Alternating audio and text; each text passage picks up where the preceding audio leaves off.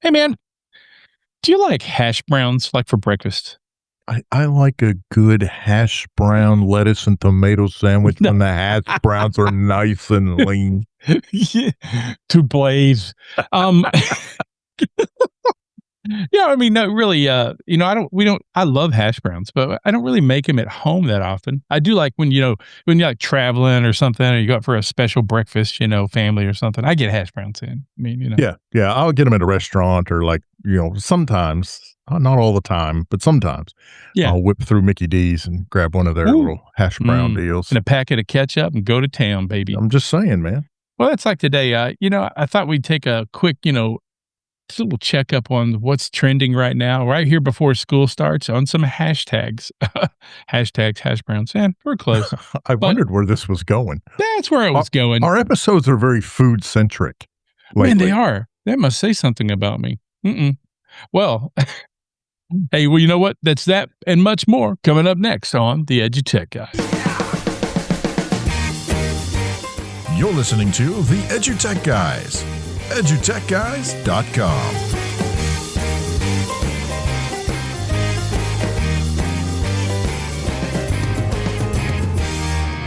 Hey there, how's it going? Welcome to the show. I'm David Henderson. Hey, I'm Jeff Madlock. Yeah, thank you so much. Tuning in, turning on, downloading, grabbing grabbing the digits? That doesn't really apply. But you know what? Serving up the hash brown, hashtags. Grab your forks because here it comes. Get that bubbly ketchup. It's Yeah. gonna get deep. Your hot sauce. Your hot sauce. I got your hot sauce right here. It's weird. We're both retired from, we're retired from public education. We're still, doing things and working and stuff like that. But Yes. it's kind of weird. I don't have that impending doom of school starting. I you know what I mean? I know what you mean. Do you? Yeah. I mean, we both live with educators who are still educating. Yes. Yes. So we're getting a little bit of it, but I don't have any of that. What is it? Anxiety? Yeah. Oh, yeah. Excitement? I don't know. It's not excitement. But I think it's a combination of all of it, honestly. Especially, we were in ed tech, so the start of the school year was all about if there was some new technology getting that rolled out, helping teachers get back in the swing of things with their technology. Not to mention just keeping the wheels greased. The wheels greased. Well, they're talking about keeping the wheels greased and everything started. I mean, that's a big deal right now. I thought we'd do a quick, episode since it's about to start school on, kind of like a public ed pulse check or, like what's trending right now. Because, that's kind of a cool thing. I mean, a good administrator or a good school district PR folks there, if they could keep up with what's really happening by just watching the hashtags, watching social media, see what the teachers are out there talking about and the students and the parents and, maybe give them a trend on expectations. But I think it goes even bigger because looking at the hashtags like hashtag EdTech or hashtag education and hashtag K-12, some of the big stuff that's out there is actually pretty big stuff, from mandates to laws to, trends that are going to change the way we do public education moving forward. Mm-hmm. Especially AI stuff. Oh, especially AI stuff. Well, that makes me think, Ohio, July 1st, they mandated that every district now needs a formal AI policy. So, that makes me wonder when the other states are gonna, follow suit. Are they feeling that same pressure? What would be causing that pressure? What kind of issues have arisen that would cause that pressure? Right. Yeah. Well, I think I can't remember. It was in L.A. Was it Los Angeles? I think where there were a bunch of fourth graders that were given like an assignment. They had to. They were writing a book report, and they had to. Pippigate. There you go. They were writing a book report, and part of the book report was they had to use photo editing software and AI to generate, kind of custom book covers for their book reports. which sounds pretty innocuous in and of itself. However, one of the students like typed in like long stockings, redhead girl with braids sticking straight out. And instead of getting Pippi Longstocking, it was Nikki Longstockings. It was a very very scantily clad, very sexualized image of women in lingerie and bikinis and whatnot. And then, oh wow. of course, And weren't they using it? They were using Adobe Express for education, I think. right? Yeah, see that. Yeah, that's the other thing. It's not like they were using ChatGPT or something just on the web or whatever the letters are. They weren't using any of those, and they weren't using Claude or any of that stuff. It was a school purchased piece of software, like you said, Adobe Express for education, and of course, parents got wind of it, or I guess maybe they even did it at home, whatever it was. They saw the images, and then from there, there was a huge backlash about what was being taught, what wasn't being taught. How come these kids are generating these kinds of images? And then right there, I think the school board.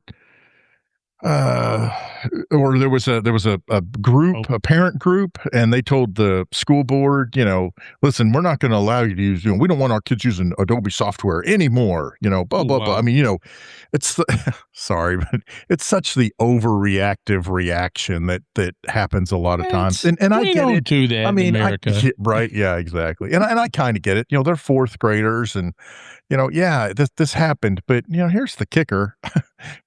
First of all, just gonna get them a little soapbox, but I'm curious to know what those fourth graders are watching their parents watch on TV at home. But that's beside the point. To me, yeah, I get it. There should this popped up. It I guess technically shouldn't have happened, but from my perspective, what I see is this is a very teachable moment. Why wasn't this turned into a teachable moment? I mean, instead of doing the knee jerk, shut everything down, never use it again, let's learn from this. So how do we make the prompt better so you don't get those kinds of responses? To me, this goes all the way back to when, Google was first starting to take over the world and people, had no idea how to search Google. And there's a lot of people now that have trouble searching Google, finding the right words, finding the right way to phrase something. This is no different, at least to me. I just don't understand why it has to go, from 0 to 150, because a couple of students, didn't get or got whatever questionable results or didn't get appropriate results for fourth graders. I understand that, but if we can teach the students, hey, how do we make this better so that you do get what you want? I just think that would go so much further. Well, and there's the thing is it comes down to, it really comes down to that districts, teachers, parents, they don't have the time or the resources to, be on the lookout for this AI stuff that could be right or could be wrong. They're dealing with their own thing. And, so I guess what we're looking at is now the states are going to get involved and, that's going to be more stuff on paper and here's what you're going to do. So, this is going to be the new rules and hence why Ohio passed what they passed. We're going to have to come down from the top. It's, big business, right? Big government. I don't know. I don't have to make it partisan. I do believe it should be by the community and by the school district. I agree with that. Sure. Yeah. And that makes sense to me as well. I think it does raise a very good question there, bringing it back to the topic at hand in terms of, starting to create some rules and regs and what have you. Would rules and regs have stopped that from happening? I mean, it's hard to say. Maybe, I guess it depends on how things are written, but, and to me, this is an education thing. This is educating the students how to search. It's also educating the teachers how to encourage their students to generate appropriate prompts to get what it is they're looking for. But here's to me, here's the real kick. I mean, we as adults are still, struggling with, how do what prompt am I supposed to put in? And, or I put in an initial prompt and I don't get quite what I want. So I tweak it a little. I don't understand why we don't teach these students, this goes back to me. This is the whole critical thinking thing that we've been trying to supposedly pound into the kids for a decade or more now. But here's the kicker. I'm going to believe AI either way. If Grammarly tells me I need a semicolon, what do I know? What do I know? It's grammar. well, I'm going to take the semicolon. That's right. Listen, Grammarly nobody just told understands me, semicolons. Same thing goes for me in commas. I just finished a paragraph. Grammarly said I needed 32 commas in there. I put 32 commas in there. So a lot of breaths. Yes. That one. But it's funny when I looked at this topic, I was looking into something along that same line. So in Salamanca, New York, I'm reading this first headline. It was about to roll out the robotics humanoid classroom pilot, but they had a huge state pushback because it was a robotics humanoid robot. It was going to come into the high school classroom this fall, 2026. Was going to pair with an AI teacher's assistant program that lets students interact with the laptop-based avatar of the robot who was there in the front of the classroom to be, I guess, part of the teaching. So parents freaked out, kids kind of freaked out, and the state stepped in also once again and said, nope, that ain't going to happen. So they put that bad boy on hold. So it's kind of a mirror of that Pippygate thing, a district moving fast, like let's get out this cool AI robotics pilot, but then the state regulator stepping in and saying, whoa, they're acting more, reactive instead of proactive, and there's no clear, framework by the district to support what it's doing, or by the state to say don't do this, and then boom, you have yourself a fight, right? I mean, right. But haven't we seen this forever? I mean, can't you and I look back just a few years in like any state of Arkansas and they come in and they shove curriculum down the throats of districts without anything. You know what I mean? There's no AI, there's nothing, but here's a bunch of stuff you don't understand, but we're going to tell you what you need to do. And here's all the stuff that you're going to do. But that was reactive instead of proactive, I believe also. It was reactive to low test scores. But it seems like we're in the loop again. Seems like they've forgotten that kids read it at graduating high school at a 5th grade level. They can't do basic math. We've got low test scores, but they've forgotten all that. So now we're going to jump on the let's burn AI and robot bandwagon. Like, listen, we beat that test score thing to death for a while. Let's pick a new one. Let's kill robots. Yeah, kill robots. Kill AI. Yeah. I'm very curious. It's interesting to me that they chose high school as the pilot. I would be very interested to. I've got the Realbotics site pulled up right now, and I'm looking at a couple of their robots. And let me tell you, listen, I was a high school boy, okay, and some of these robots, dude, no, that is not high school. Sorry to say, it's not high school appropriate for. Now again, I don't know. They may have picked the old man. They might have. They might have picked the old man. I'm going to guess probably not. No, I think they went with Lara Croft there. I think that's who they went. Yeah. And I'm like, okay, it's the listen, holy dude, smokes. That's that's Realbotics. And of course, it I'm definitely scrolling to the bottom of the page. There's got to be an OnlyFans link on here somewhere. Yeah.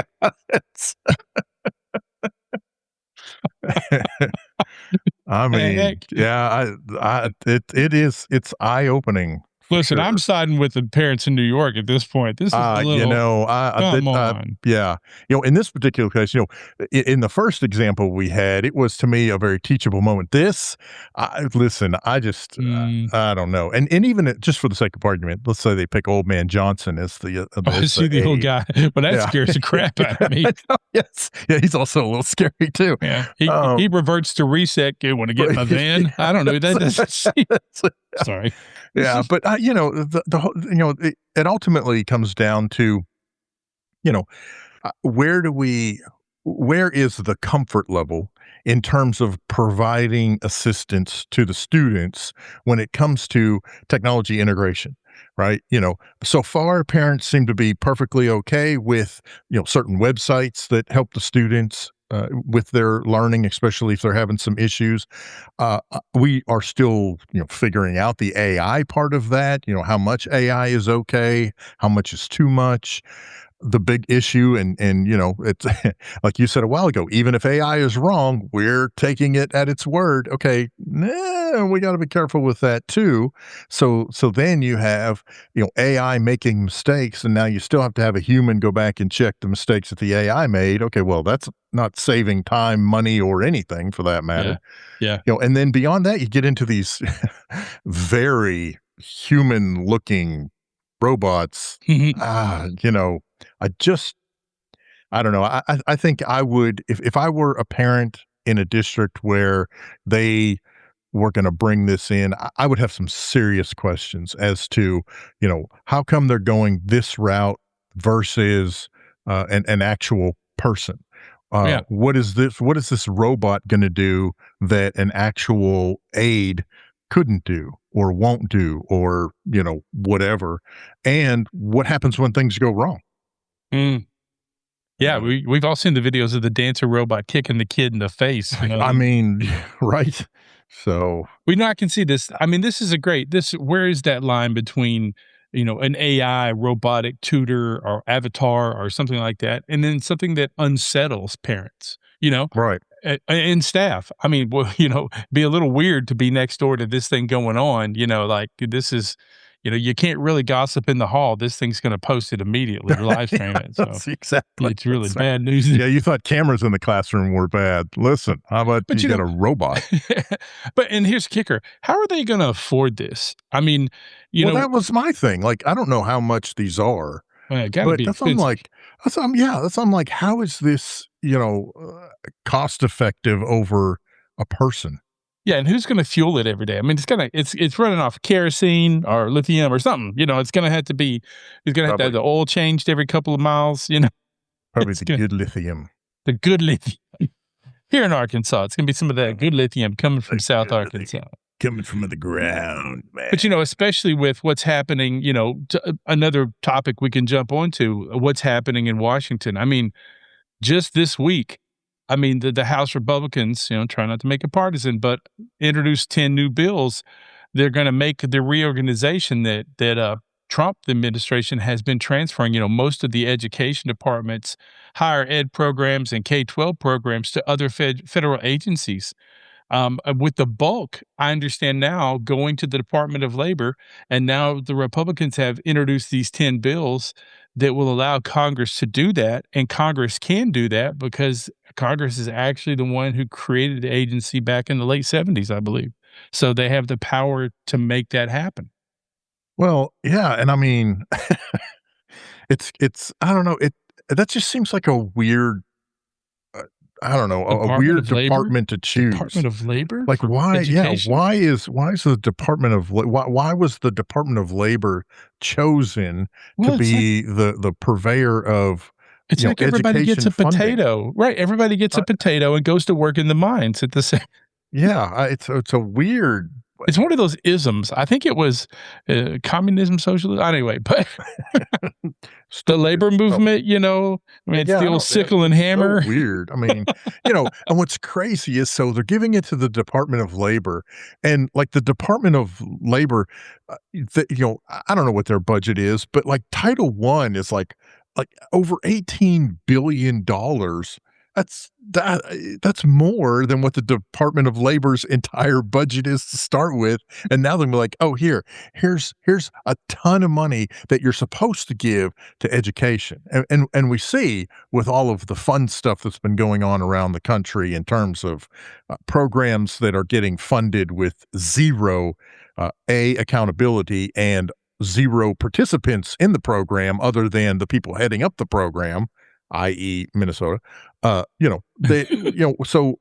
I'm sorry, but this is just, man, I'm sorry. It's setting up for just fraud and abuse from my perspective. But bingo. And how does the Department of Labor have anything, they do with like labor stuff, like individual benefits or like, unemployment insurance and stuff like that. How would they even know how to disperse funding to like state and local education agencies? That's and disseminate. They don't disseminate anything. They govern a little bit, but that's about for labor. They don't do anything. And here's the real kick, to folks outside of education, which I'm going to include the Department of Labor, but to folks outside of education, the fact that those monies are usually dispersed around October, in and around October. That's why schools, that there's a big push for the October student counts, because that's all those figures, all that data is used to calculate how much federal money comes in. Well, October is not that far away in terms of education. It is going to be here way quicker than any of the people involved are going to realize. And then what? So they're going to say, oh, well, sorry, we don't have your money. Okay, so now what happens to all the schools that's the money they use for the rest of the year, and now they don't have it? Well, it's coming. Yeah, well, guess what? So is the power company, and so is, our internet access, and so is, all the way down the line. I mean, every as the program landlord that we says, run, and you're 4 months behind, but it's coming. I'm getting you my rent. It's coming. Well, you're right. I mean, how would they know October, when October hits, October 1, when October hits and that funding is supposed to be in the bank? I mean, we've seen the government shut down. We've seen checks not go out. School's going to shut down. That's man. I mean, how long did the TSA not get paid? Yeah. And I'm sure they told them, oh, it'll be fine. Just keep doing your job. You're going to get paid. Well, no, whoops. No, you didn't. Those pipes are running somewhere else. It didn't work that way. They got changed midstream, and when you don't have any money, you'll get it when you get it. Oh, that's going to be bad. And that's just I can see why this is trending, and I see why it's just adding to, teacher burnout and all of the stuff that's happening, to create that teacher burnout. Because, usually the majority of teachers are excited to come back after summer and, start up with a new set of kids and that new school year and get it going. But, I mean, we're seeing that there's like a huge number of teachers that are just dreading coming back. I mean, Don Wettrick just posted a video on Instagram, pretty much praising teachers, but he made a few statements at the first that they immediately hung on to with their teeth, and then giving the opportunity to, explain himself, and came after him about, well, you don't know what it's like at my school, and you don't know what it's like to teach, and maybe you need to go to the classroom. Little did they know that Don spent 30 years in the classroom. But but still, we see the burnout, and a lot of that burnout is because of certain things, and it all comes back to high school. No, I think it even goes younger, but it comes down to stuff like screen time, phones, more tech, and this feeling that they're overwhelmed and it's just too much for them to have to handle it, in the classroom at the same time. Yeah, well, and then on top of that, you pile all of the stuff that teachers are now required to do that used to be handled at home. I mean, seriously, it's not just discipline. It's, I mean, let's be honest. Sometimes it's potty training. Why in the world are teachers having to potty train students? Right. Why are teachers having to, I'm sorry, but why are teachers having to make sure that students are fed? Why are teachers having to, as we have talked many times on this show about, separating the rest of the class so that they are safe because one student is throwing chairs around the room. Right. Yeah. There's burnout, but there's also just, they're tired of putting up with the BS. Yeah. Yeah. Well, and I mean, look at that. And there's the thing, talking about some of that special needs staffing, that gap is growing huge. Yes. And so those special needs students are mainstreamed into the classroom. And so on top of everything else that teachers having to learn how to handle IEPs and deal with, a special needs child in the classroom when used to we had the staffing to make that happen, but now we don't have the staffing. Once again, funding and just burnout. People are getting burnt out from teaching in the classroom, Right. And it used to be, and I know, I understand there are parents who want their child mainstreamed, and I understand, how good that can be for many students with what I would say are minor special needs. But when you're talking about excessive special needs, and that student is disrupting the education of the majority of the students in a classroom, that student needs to have specialized, individualized education in his or her own secure place. And I can tell you that there are people that I know that I have talked to that they hold special ed degrees, and they have flat out said that there is a shortage at their district, and if they are asked to forego their mainstream classroom to be put in special need and in special ed, they'll quit and go to find another district, or they'll just quit and leave teaching altogether. So it's not just that we have this staffing gap widening as it is. The fact is that the people who are certified to do it don't want to do it either. So that gap, and you just explained why exponentially. Yes. Yeah. You explained why, because the districts are putting that responsibility on the teacher, and it's not the teacher's responsibility. It's the district's responsibility, and that teacher knows they're going to stick me in a normal classroom with special needs kids. They're not going to give me the proper equipment or the proper curriculum or the proper support, the aids, the special needs aids that I need. They're not going to give me any of that. They're going to expect all that responsibility, the dealing with parents, the dealing with, everything, health concerns, all of that is going to be dropped on a teacher. And those teachers know that. And they realize that what they're doing in a regular classroom is going to be just exacerbated if they have to go to a special needs classroom. Yeah, exactly. And they then, know and that's then, going to happen. Yeah, and then you add on top of that the potential that there's a robot aid. I would love to see what a robot aid would do with one of these special ed kids who was throwing stuff all over the room. And then by extension, you have the teachers who and students for that matter who aren't sure where AI is going. What does AI mean in the scheme of things? There's a stat out there that 85% of the teachers and 86% of the students are already using AI,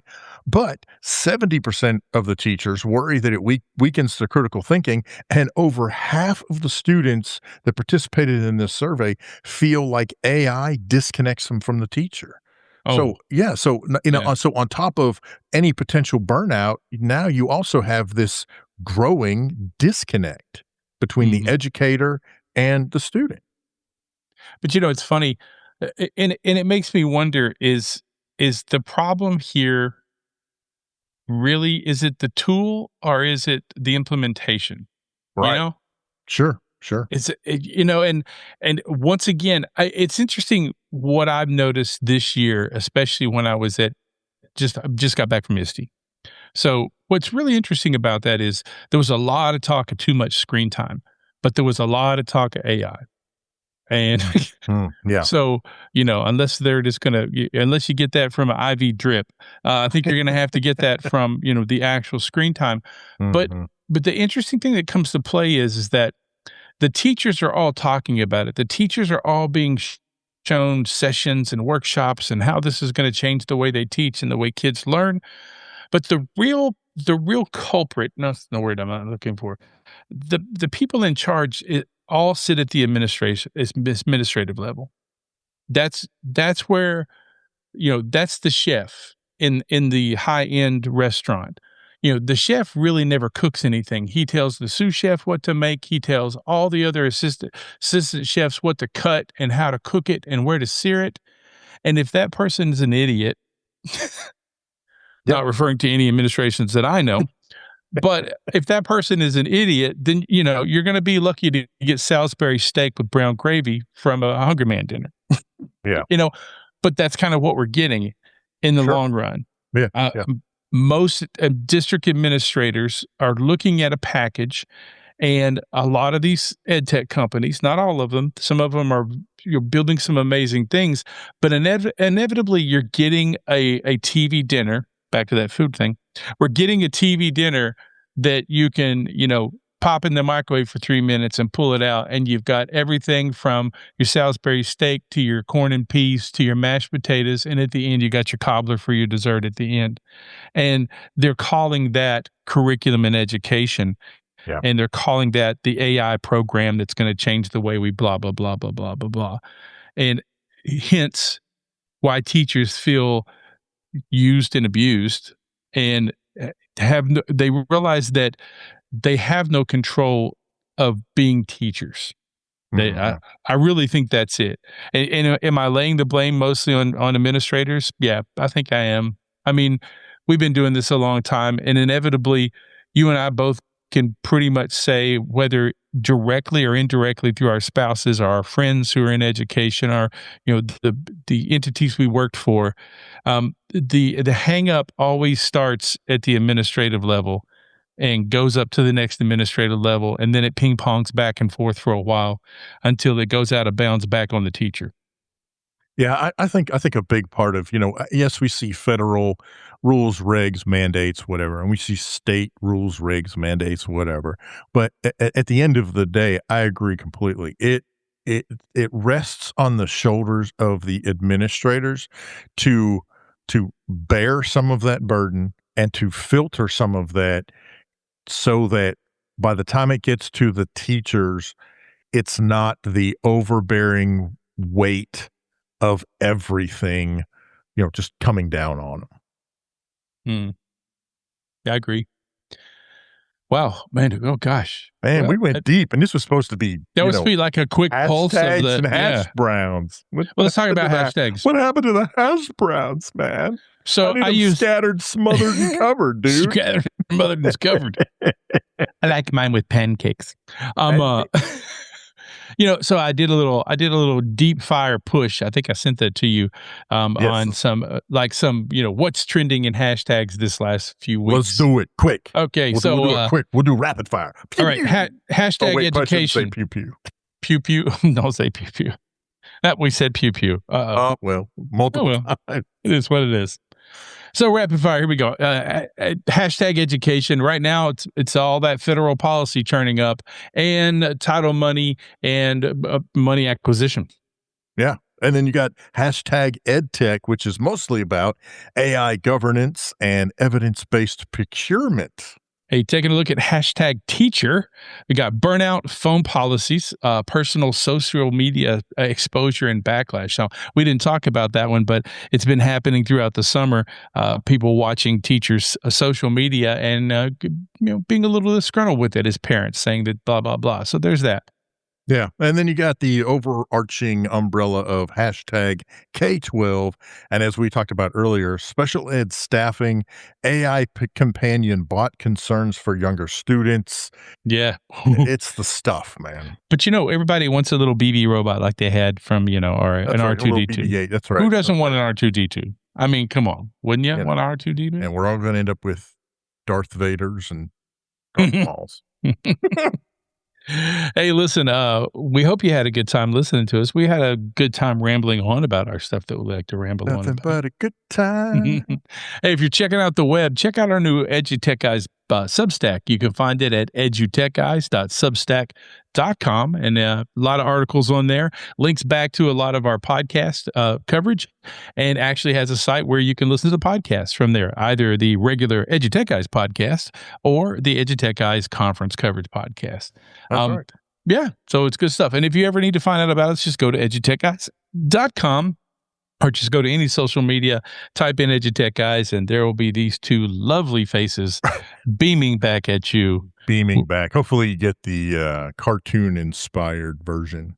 It'll be a cartoon-inspired version of judgment and non-consideration of your work. No, we're kidding. That's right. We love you.